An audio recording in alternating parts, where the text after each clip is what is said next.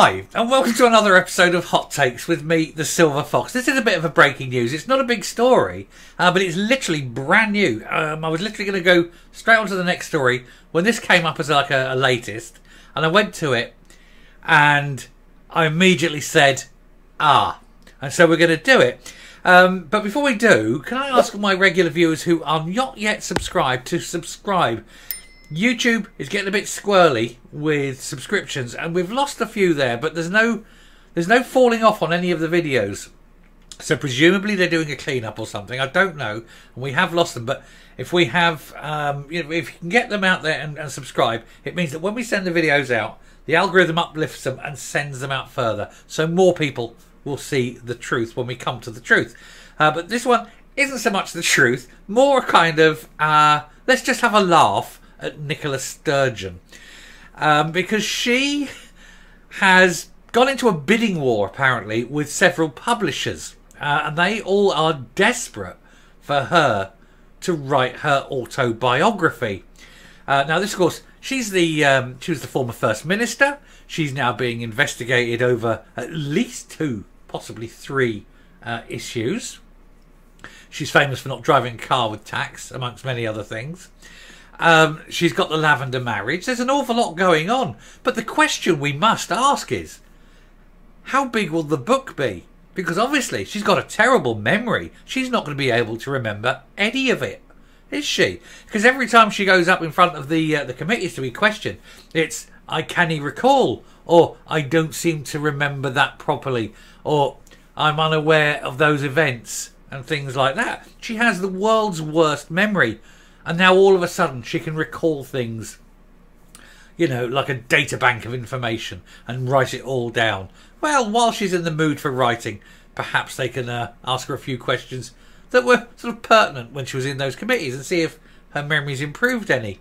Of course, when it comes to finding time to write it, it's entirely likely that she'll have an awful lot of time on her hands.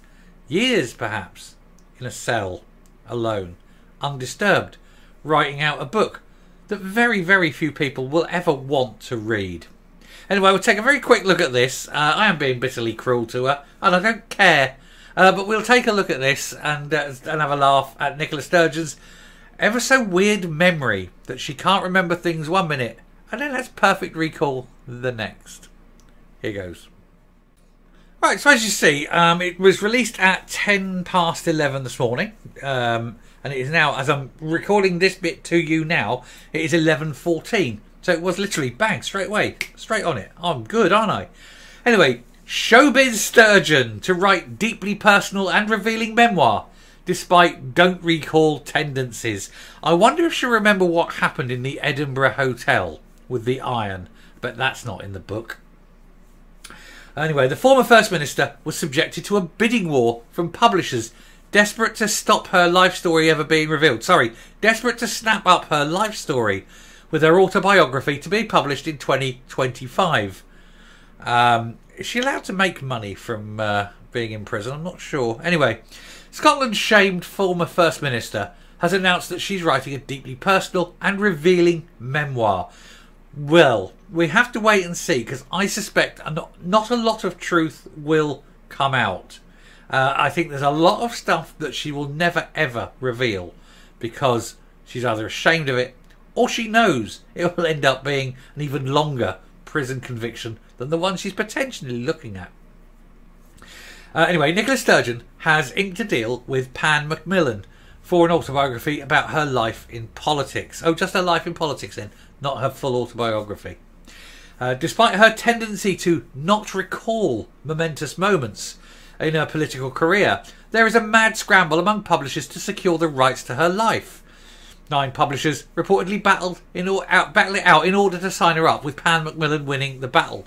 She was waiting for what she called the right price, although she's got plenty of money as far as we're aware. The former SNP leader is currently a suspect in an ongoing police investigation. In fact, in 2, into her party's finances and into the COVID issue, and is possibly linked to the Jordan Linden affair. That one we don't know about for sure, but it's highly likely.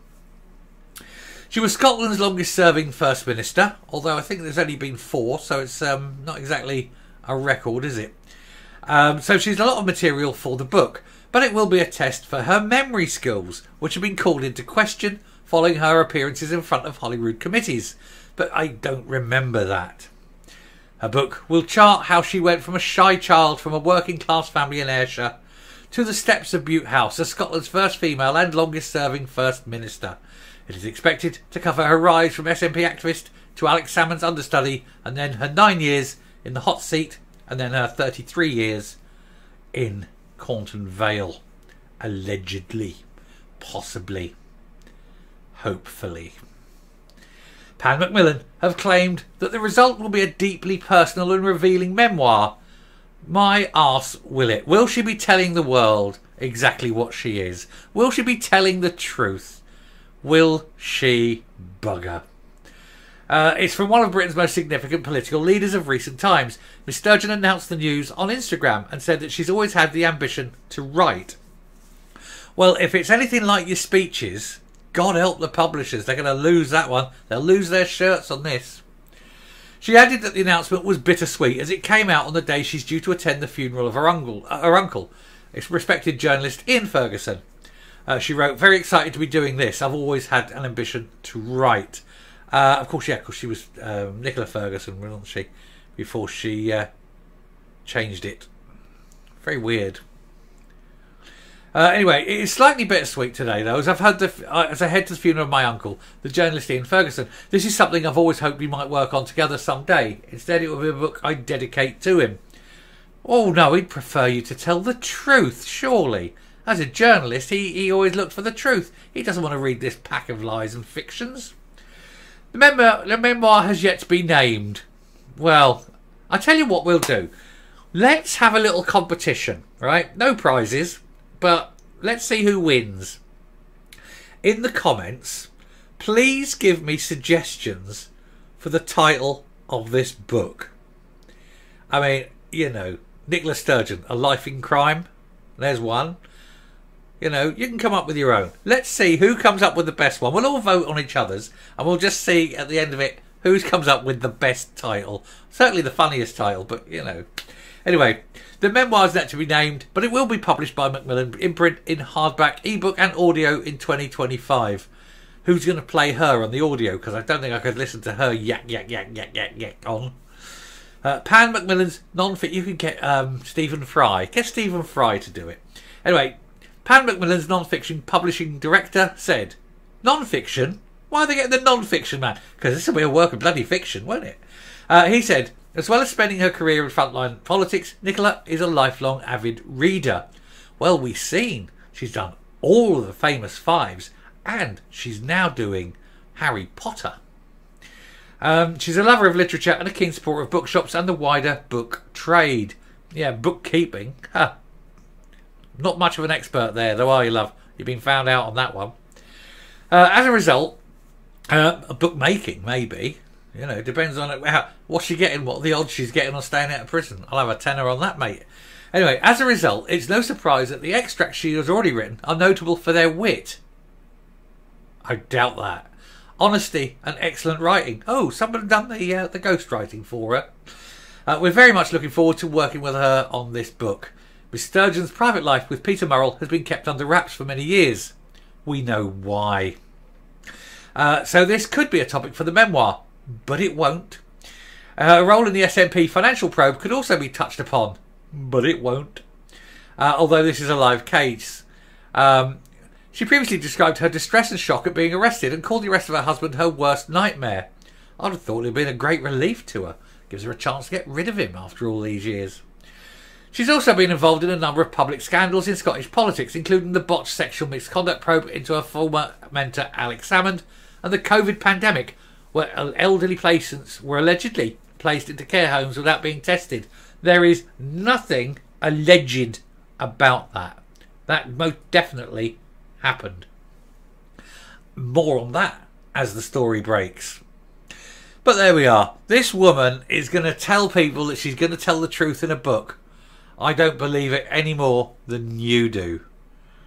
It's absolutely a load of old crap, isn't it? And it will be filled with, oh, little political memoirs. And there was this time when I was brilliant. And then there was this time when I was really brilliant.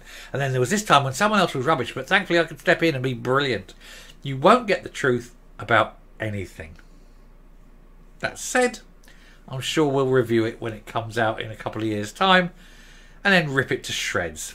Anyway, I shall round off and come up. So there we are. So we've got the date in the book. We've got a couple of years. We'll give it a go. And when it comes out, you don't bother. Don't you bother doing anything. When it comes out, I will do this for you. I will take a hit for the team, right? I'll take one for the team. I'll read it and I'll rip it apart and I will go through it with you.